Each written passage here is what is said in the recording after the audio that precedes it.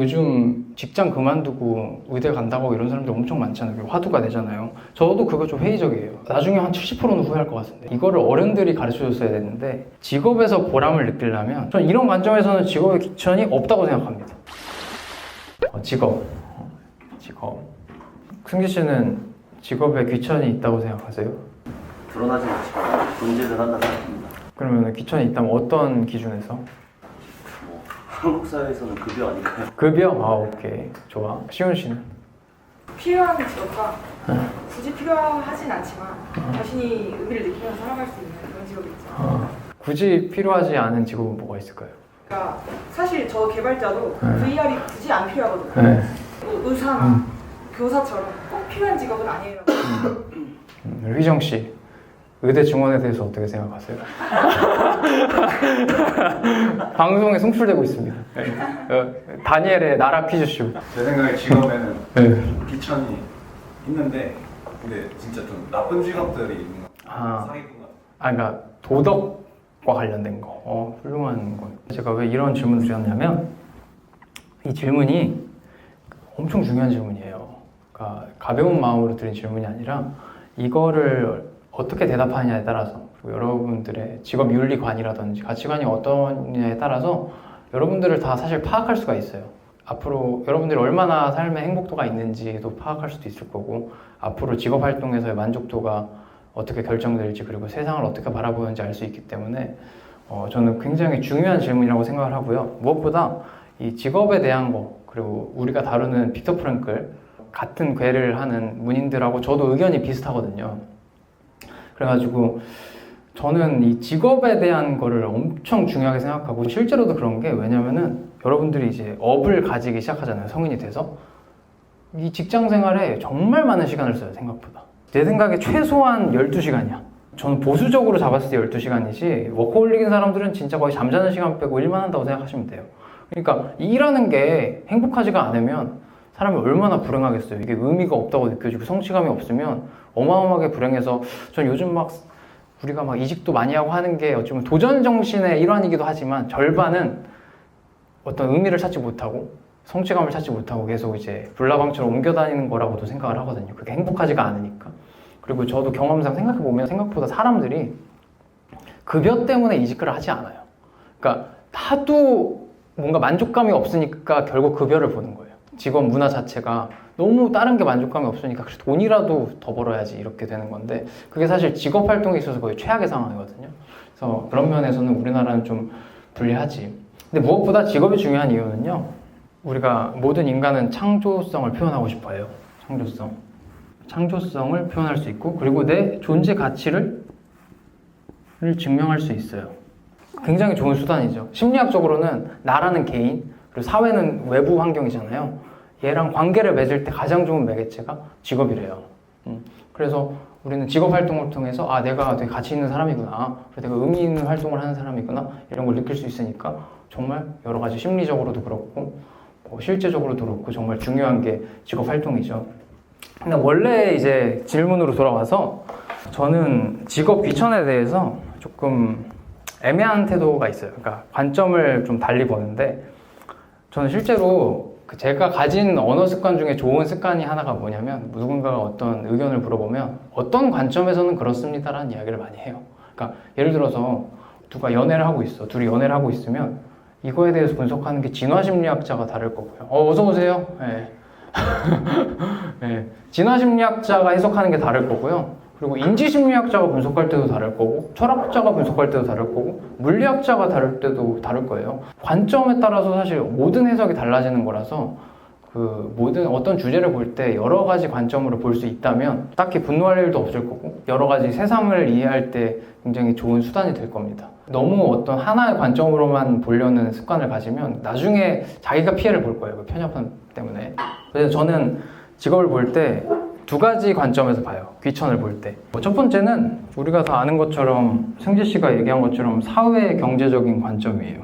이런 관점에서는 귀천이 있어요. 내가 이거 어떻게 할 수 있는 게 아니에요. 수치로 그냥 정해지는 거고 사람들의 인식에 정해지는 거라서 제가 어쩔 수 있는 게 아닙니다. 그리고 사회 경제적으로 지위가 높고 급여가 높은 직업을 가지면 유리하죠. 어떤 여러 가지 기회를 가는 데 있어서. 근데 하나가 더 있다는 거예요. 인간성의 관점에서. 그러니까 개인적인 가치. 뭐 좀 좋은 용어로는 실존적인 가치라고 해도 되겠네. 그러니까 쉽게 말해서 어떤 특정 직업을 가졌다고 해서 그 사람이 엄청 특별해지거나 대체 불가능한 존재가 되거나 존경할 만한 존재가 되거나 이런 관점이죠. 저는 이런 관점에서는 직업의 귀천이 없다고 생각합니다. 저는 한 번도 그렇게 느껴본 적이 없어요. 어떤 사람이 특정 직업을 가졌다고 해서 저 사람을 존경하고 싶다? 이런 생각이 든 적이 없습니다. 오히려 직업을 대하는 태도 자체에 귀천이 있는 것 같고 더 나아가서 그 사람 자체에 귀천이 있는 것처럼 보였어요. 근데 보통은 이제 사회 경제적인 관점에서만 직업의 귀천을 따지니까 물론 그런 건 있어요. 사람들이 뭐 인정할 만한 직업이 뭐가 있을까? 변호사라고 해봅시다. 변호사. 사람들이 많이 인정해주는 직업이잖아. 시끌시끌 너무 못 써. 그리고 목수라고 해봅시다. 목수. 흔해요. 근데 목수가 좀 간치긴 하네. 생각 써놓은 보니까. 어쨌든 변호사는 많은 사람들의 인정을 받는 직업이잖아요. 너 변호사야? 공부 열심히 했구나. 너 급여도 높겠다. 이러니까 타인들이 인정해주니까 내가 내면의 자부심을 가질 수 있는 가능성이 높죠. 왜냐면 남들이 인정을 해주니까. 근데 목수 같은 경우에는 뭔가 특별한 성취가 있지 않는 이상 자부심을 얻기가 힘들 수 있어요. 근데 저는 그래서 어떤 사람이 목수인데 진짜 소명의식이 있고 자부심이 있으면 더 멋있어 보여요. 왜냐면은 오히려 이렇게 인정받는 직업들은 불쌍할 수도 있어요. 왜냐면은 진짜 내가 이거를 원해서 하는 건지 내가 진짜 자부심을 가져서 하는 건지 구분이 안 되거든요. 남들이 다 인정을 해주니까. 그러니까 제가 하고자 하는 말은 사회 경제적으로 인정을 받는 직업을 가지면 내가 스스로도 내가 괜찮은 존재야 라는 생각을 갖기가 쉬운 거죠. 물론 그런 건 있어요. 아예 관련이 없는 건 아니에요. 근데 여러분들한테 한번 이거를 물어보고 싶어요. 프로그램을 운영하면서 제가 이렇게 살펴보고 통계를 좀 내보니까 여기 오시는 분들 중에 말 그대로 이게 직업이 괜찮으신 분들이 많더라고요. 어떤 경험해보면 어떤 주는 막 전문직이 거의 50% 이상이고. 근데 물론 그럴 수밖에 없다고도 생각을 하는 게 제가 하는 게 인문 교양적인 거다 보니까 뭐 마음의 여유가 있든 환경적인 여유가 있든 어떤 부분에서 여유가 있어야 계속 유지를 할 수가 있어가지고 그럴 수밖에 없다고 생각하고 뭐 제가 좀 귀엽기도 하고 하니까 네, 오래 유지할 수 있지 않나 라는 생각을 하는데 여기 생각해보니까 여기도 내가 알기로는 의대 증원에 대해서 어떻게 생각하세요? 네, 의사분들이 많으신 거의 3명인가? 지혜 씨는 한의사라 그랬죠.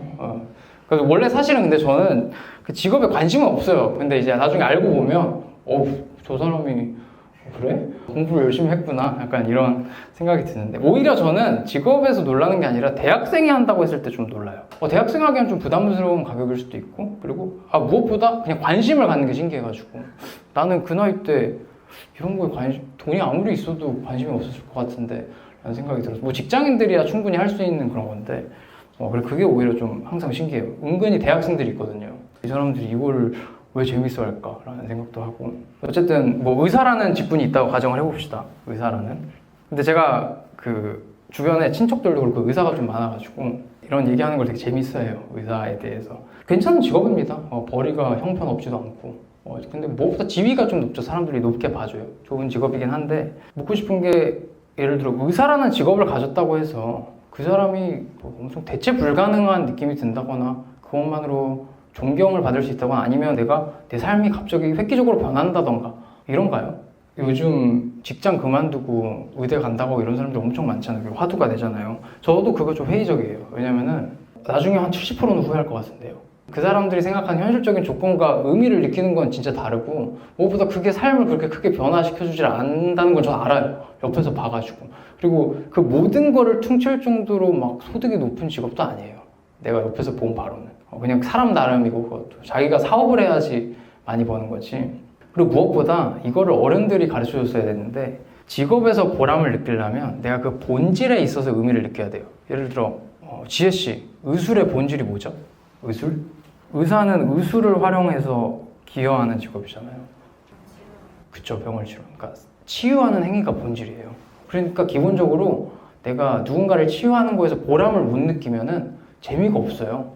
글을 쓰는 작가는 내가 글을 창조해서 생각을 해서 전달하는 거에서 보람을 못 느끼면 재미가 없어. 월에 막 몇천만 원씩 준다고 해도 그게 재미가 없다고.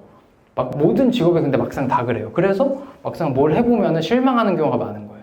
왜냐면 내 행복도를 차지하는 건 계속 반복상에서 오는 의미가 가장 큰데 막상 뭐 소득이나 이런 거는 보면은 금방 휘발되거든. 적응도 금방 하고 기본적으로 내가 소득이 있어도 그 같은 환경 내에서 같이 비교를 하기 때문에 그게 크게 느껴지지가 않는 겁니다.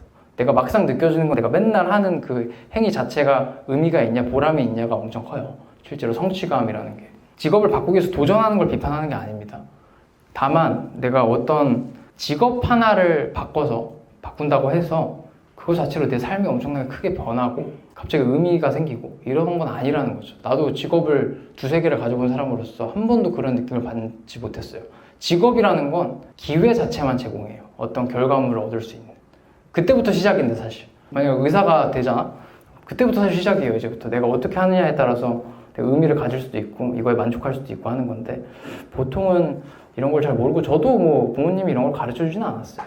근데 저도 해보니까 그렇더라고요. 그게 굉장히 큰 부분이고 무엇보다 가장 황당한 접근은 어떤 특정 직업을 가졌다고 해서 이제 내가 대체 불가능한 사람이 된다는 거. 특별한 존재가 될 것 같다는 착각입니다.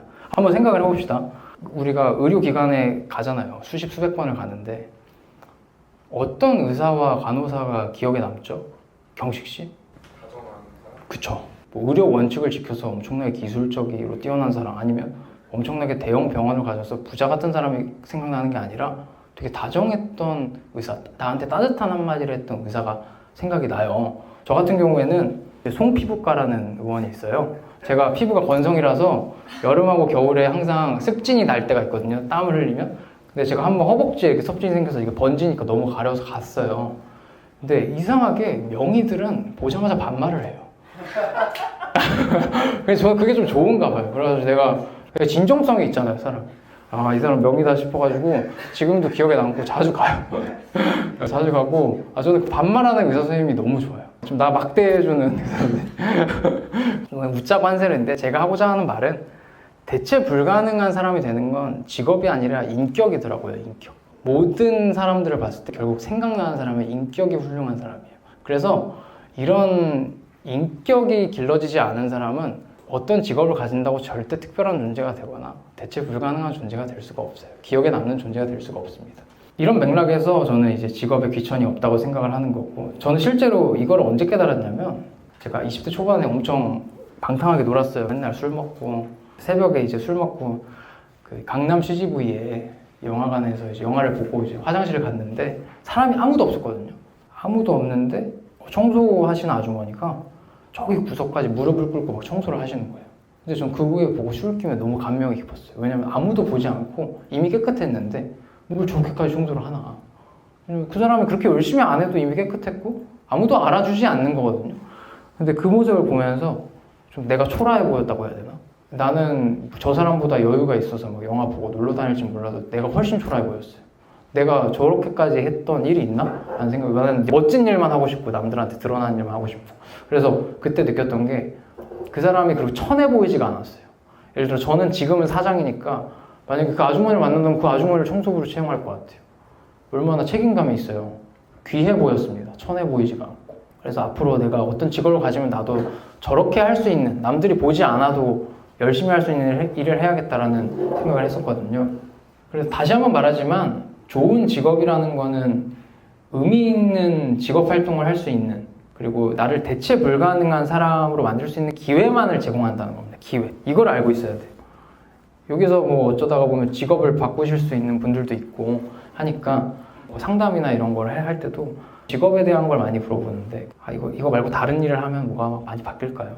절반은 물론 직업의 탓도 있겠지만 절반은 탓이 그 사람한테 있어요. 그 사람의 직업에 대한 태도, 평소에 어떻게 했느냐. 그러니까 직업에 있어서 인격적으로 어떤 사람인가를 되돌아보고 중간중간에 본질을 잃을 때마다 이렇게 살펴보시면 언젠가 그거 덕분에 오히려 큰 이득을 얻게 될 수 있어요. 저도 경험을 했던 거라서. 기억에 남는 거는 인격이니까. 무엇을 하느냐보다 누가 하느냐가 중요하고요. 그리고 어떻게 하느냐가 더 중요한 거예요. 뭘 하든지. 이제 PPT를 좀 켜고.